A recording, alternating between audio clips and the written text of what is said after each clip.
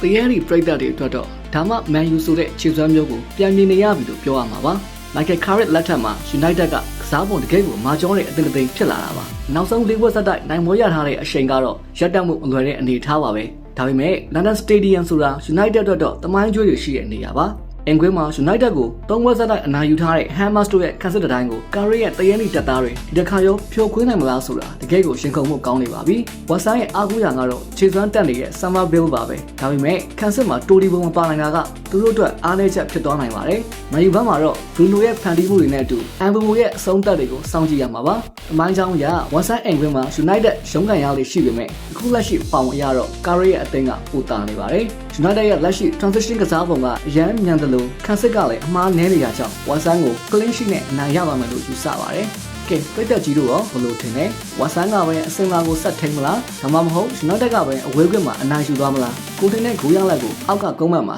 အခုပဲခံမှန်းပေးခဲ့ကြပါအောင်နော်ဒီလိုစိတ်လှုပ်ရှားစရာဘောလုံးသုံးသက်ချက်တွေကိုအမြဲကြည့်ရအောင်ကျွန်တော်တို့ရဲ့ Edge of the Pitch Channel ကို like and follow လေးလုပ်ထားပြီးဖို့ပြောကြားလိုပါတယ်ကျေးဇူးတင်ပါတယ်ခင်ဗျာ